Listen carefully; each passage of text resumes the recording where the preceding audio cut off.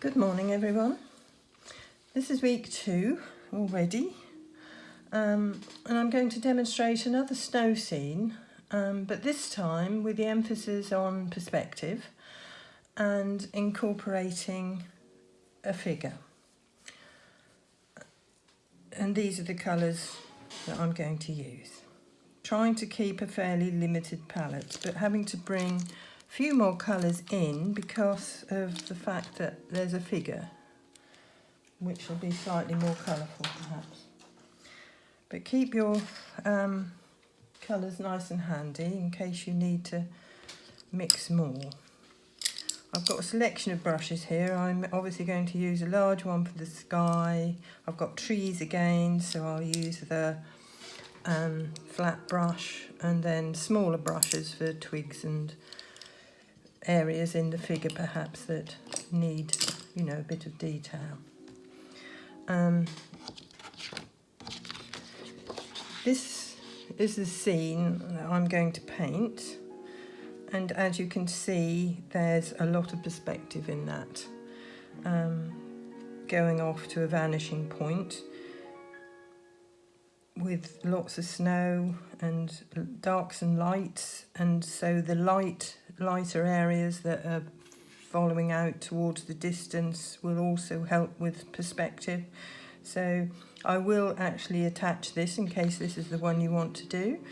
If not, find one of yours or look on Pixabay, there are lots on there. But I have incorporated a figure. Don't know if you can see my drawing with my figure. I haven't actually centered my lane as it is on the photograph. I've offset it because it looks better, and I've offset the figure as well so that the elderly lady isn't completely in the center of my picture. Okay. But before I start, I want to just give you some ideas of maybe putting some life into your picture. It doesn't have to be a figure.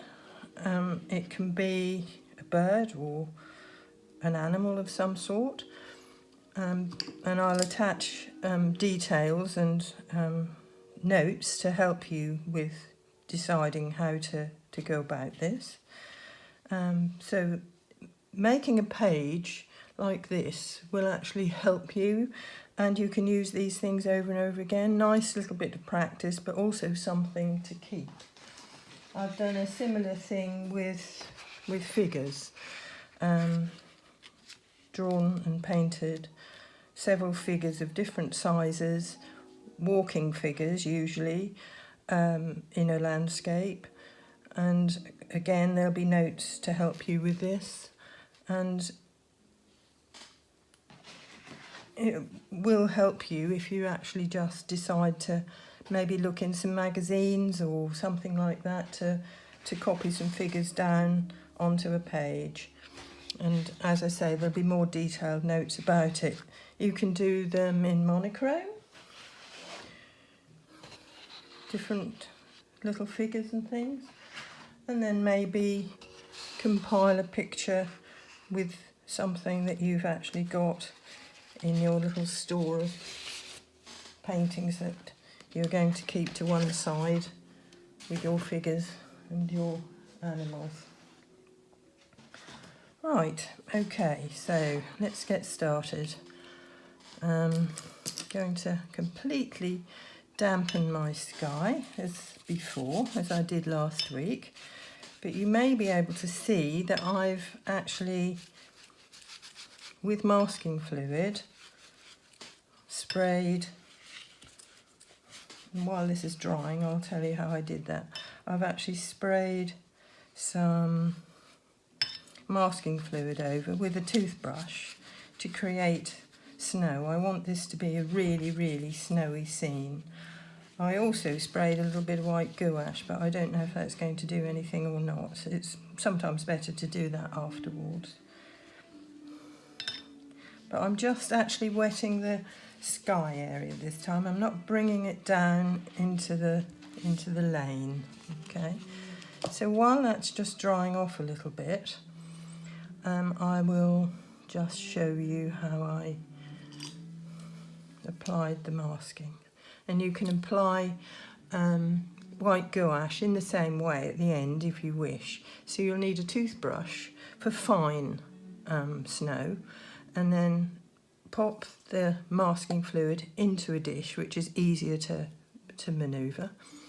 Take the heel of your toothbrush, put it into the masking and hold it in your right hand or left hand if you're left-handed, and with your other hand just flick from the heel upwards and move it around the page.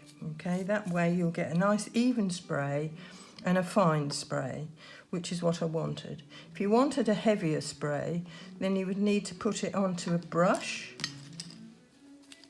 and then tap it like that, and you'll get heavier, thicker blobs of either masking fluid or paint. Okay, so here we go. For my sky colour, I've mixed the ultramarine blue, but dropped a little bit of the red into it to give it a greyer tinge, because it's a grey day. And I also want to keep it very, very light, not heavy at all. And certainly towards the distance, my sky and anything else has got to fade away almost completely.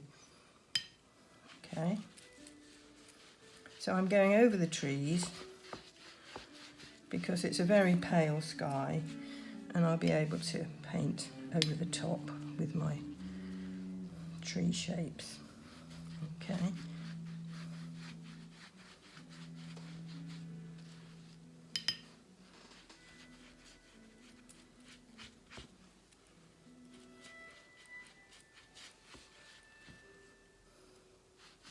So you really can't see very much sky at all, so you don't have to worry in this instance about getting too much perspective in it at all, because it just isn't there. It's so snowy that it's covering everything.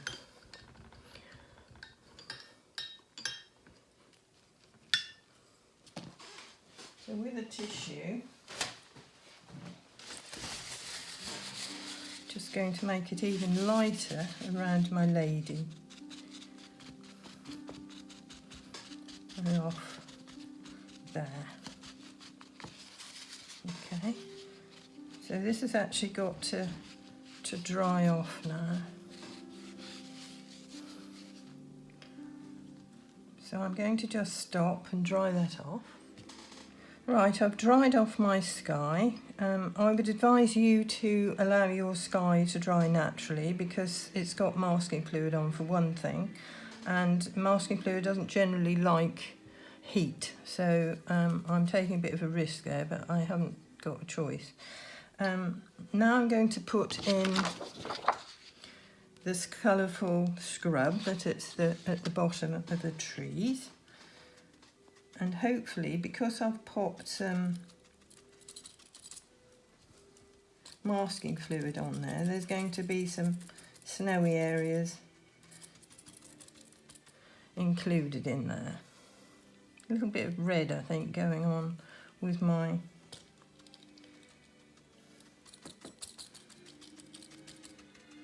burnt sienna. And I'm using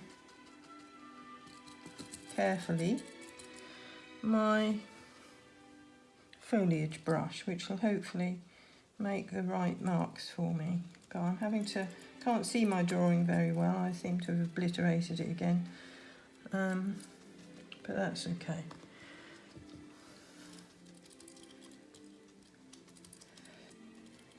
I'm having to sort of put a few darks in at the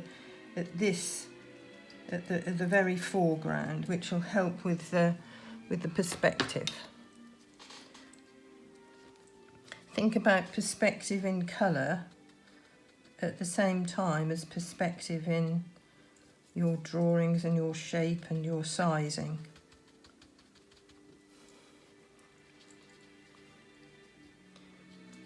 don't know if it's as red in real life as it has shown up to be on the photo, but actually it looks quite nice. So don't be afraid to open up this brush when you're using it, a bit like a sweeps brush, because it'll give you the right marks if you twist it around and allow it to splay out. If you haven't got a foliage brush, you can obviously use a round brush or whatever else you have. Alright, so it's got to be a lot more faded into the distance here. Hardly seeing it. Trying to avoid my lady. Right. Bit of depth in it as well here. Can always go back and pop a little bit more in when it's dry, but it makes nice marks when it's wet as well.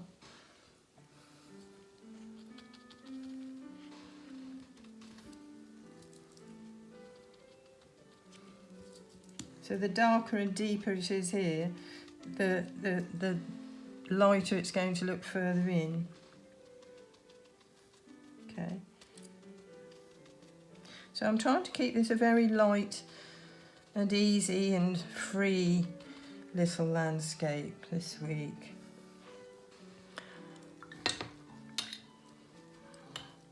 Not getting too heavy with it at all. It's very snowy in the lane here.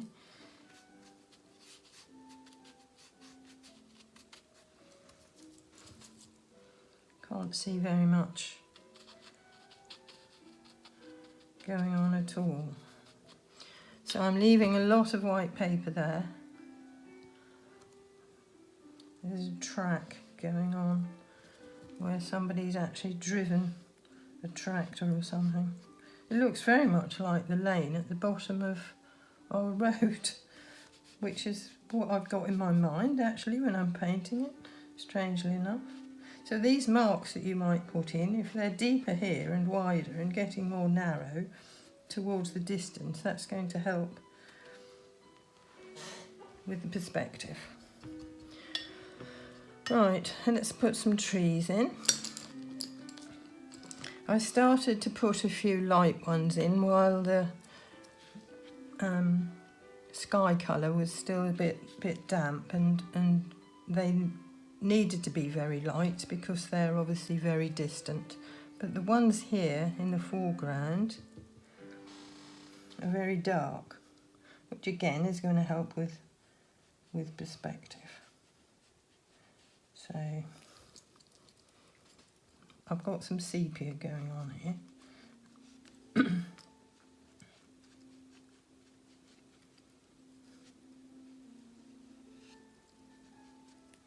And I like using my flat brush for the trees. Can't see much of a light side actually on the photo, but as I've said before, we don't always paint exactly what we see, so I'm actually popping in a lighter side perspective within the tree.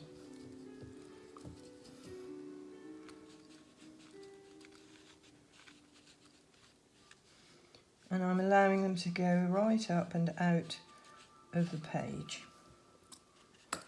Right, touching it no more than that.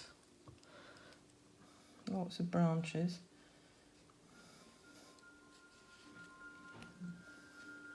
There are trees behind trees here, which, as I said, is very similar to what we've got at the bottom of the lane.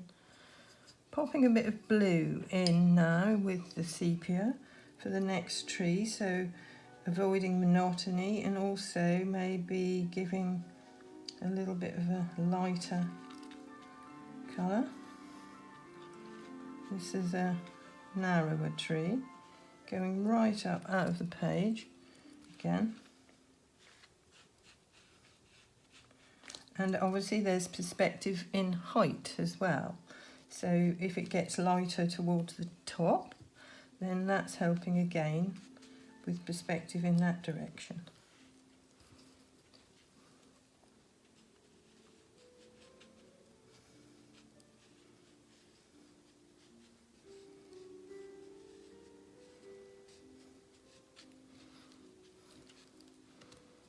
There's another tree leaning against that one. I'm trying to get a little bit lighter as I go.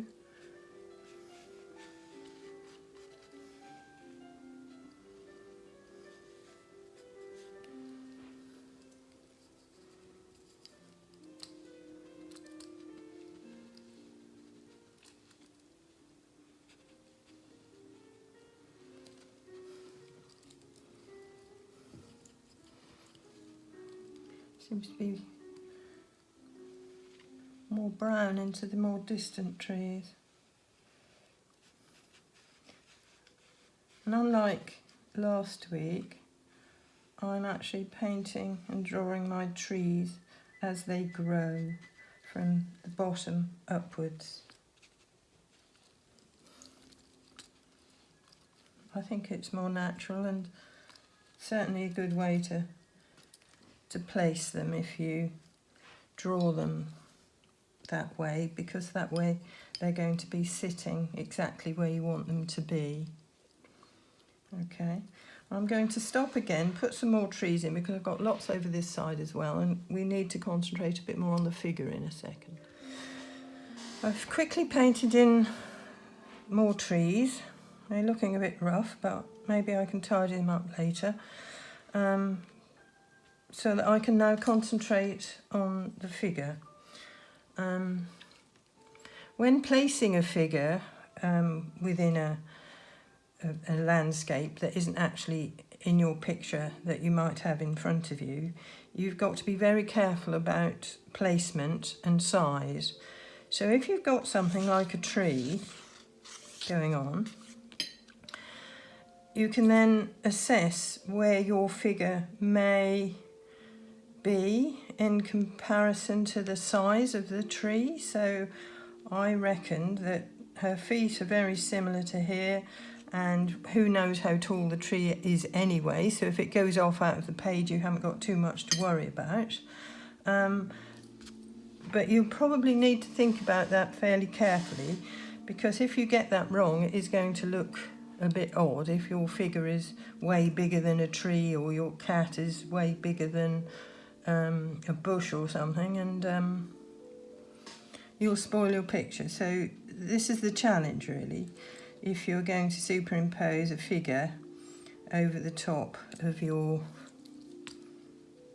painted landscape. But that's often what we have to do. So she's got rather a strange hat going on. I've decided to put in my largest figure so you can see the way I'm going to paint her.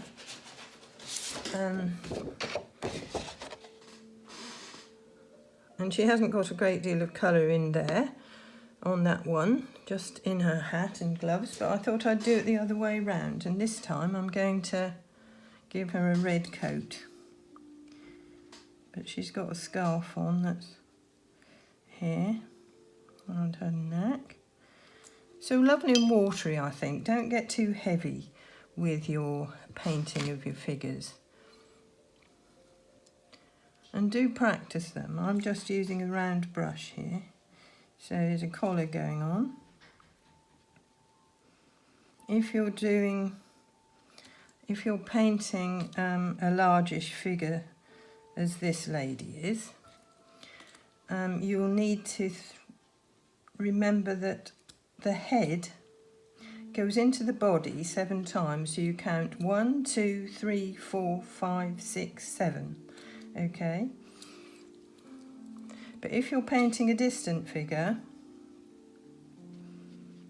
try not to put the feet on. If it's very distant, you'll make it look wrong straight away. So leave the feet off, and obviously you wouldn't see any features or anything. So very, very light little drawing of the shape of the person, rather than putting all the detail in that you know is there, but maybe you wouldn't see from a distance. That's when you mustn't allow your head to take over. I'm painting each little section separately so that it looks more natural rather than blocking it in. And she's got snow in front of her as well, so when that comes off, it's going to break up the monotony, hopefully. She's carrying a rucksack. Well, better her than me going out in a day like this, which is tough.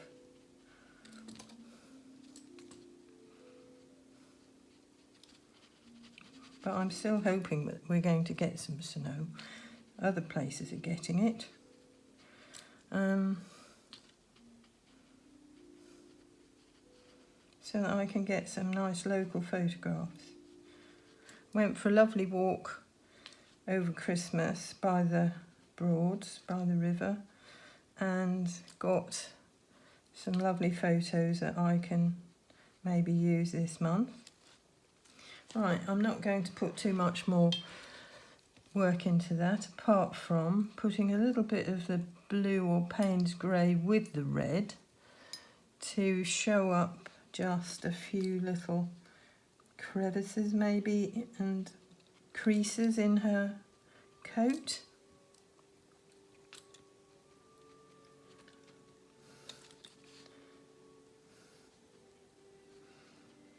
Where her arm is bent or her shoulder underneath her collar, and there's a crease in her coat here.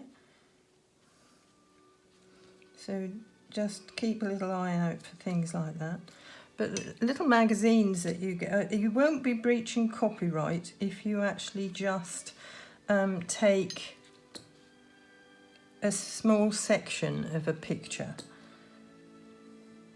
So the little catalogues you get through from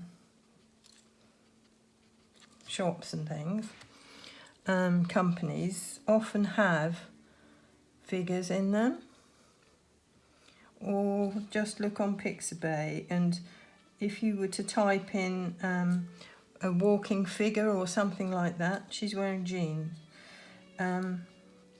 you'd probably find some. I can't remember where I got these from, I think all over the place.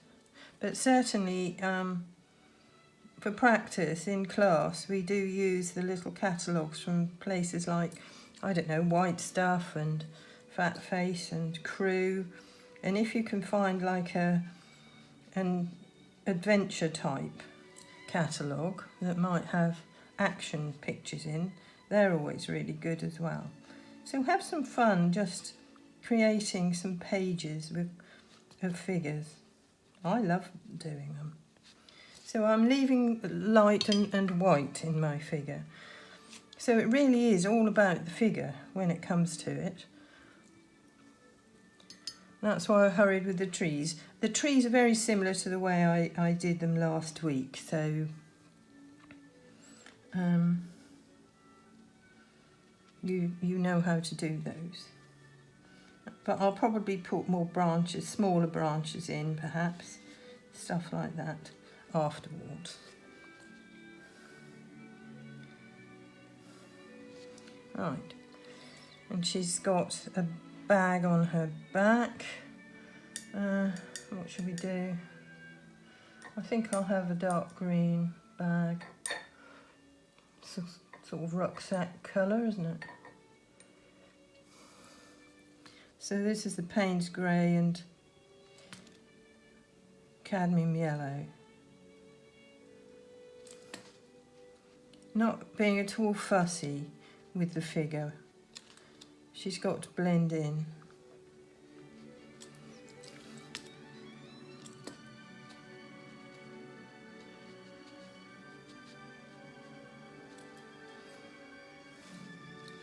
It has another little pouchy area in the front.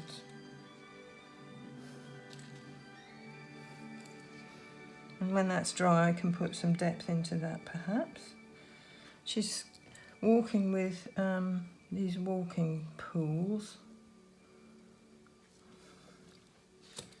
So actually, it might be good to use the flat brush, because you don't want those to be too heavy looking. And try to make them so that they're not at the same level, because she's got this foot in front of that one lifting up, so this is further behind. So think about things like that. Maybe get someone to walk for you so that you can actually see what goes on, or just watch people.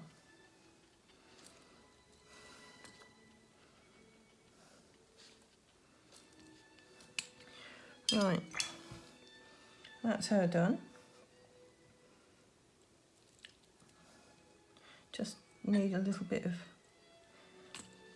work in this. It's got a dark side.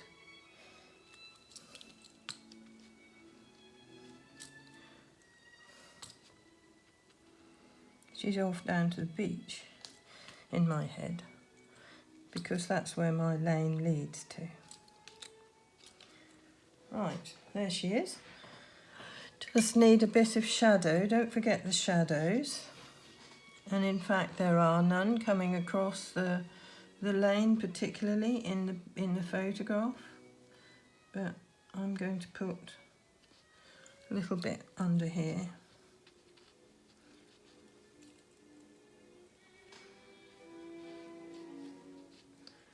Where she's been walking.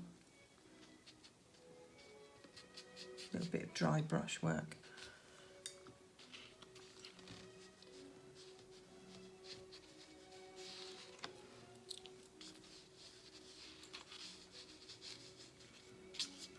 It's such a cloudy day that there are no shadows going on, so that's lucky. It's going to make it a bit too busy if I were to put too many more things going on in the lane. So, but there are lots of little flecks and bits and pieces showing up here in the lane. So I'm actually just going to flick a bit.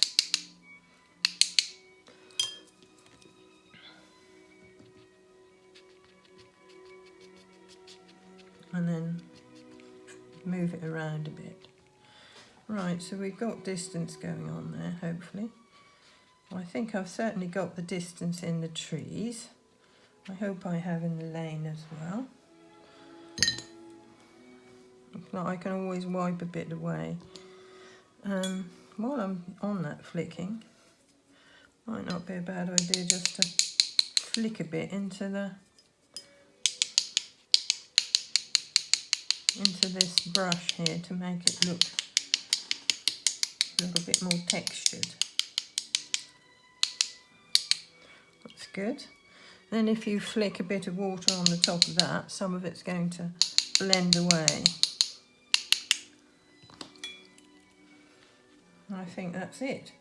Apart from now allowing this to dry and taking the masking off and seeing what we've got. So I'll just let it dry and then we'll take it off. Right, haven't done very much more apart from this is an optional extra just to show you, like we did last week, and that's to actually take an old brush or your masking fluid tool and put a little bit of snow on some of the branches that are in the foreground here. Because there are so many trees and not much area for the snow to fall, there really isn't very much snow sitting on the branches on this particular picture, but if you want to put it on there, then that's fine. So I'm taking my masking fluid off with a clean piece of kitchen roll.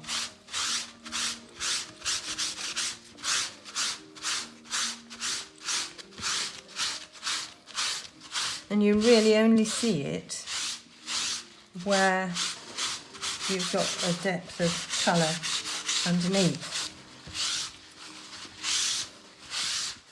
I think my trees could do with a few more very small, narrow branches going on, and I may put those in, but I mean, you've got the idea of what to do, and it's your picture, so you can put more in or less depending on whatever you fancy. But you can now see my very fine spray of snow. So it's up to you how much of that you put on if you want to make it snowing. But I think it just creates a colder, more wintry effect. There, you can see it, and she's got some in front of her as well. Okay. But if you wanted more, you could actually, as I said before, take your masking, your gouache, and tap some more snow over the top at this point, which I may do. Okay, so that's that. I hope you'll have a try at something like this, popping a figure into a nice landscape. It doesn't have to be as big a lady as that. You could do a little person walking in the distance in one of your pictures. But as I said before, you wouldn't really see the feet from a distance, so you just need to give the shape of that person, trying to make sure that you get that person the right size. Otherwise you'll bring everything forward and it won't look right. Okay, but it doesn't have to be a person, it can be birds or whatever you decide you'd like to put into your picture. Okay, so that's it for this week. Next week I'm going to demonstrate another landscape, and this time perhaps it will be some water and more emphasis on the sky, and at some point, maybe the following week, we'll start incorporating building or buildings. I'll try and find a nice local scene perhaps from my walk the other day. It's always nice if it's your own photograph, but with snow scenes it's not always the possible thing to do. So look on Pixabay. Okay, take care, see you next week, bye.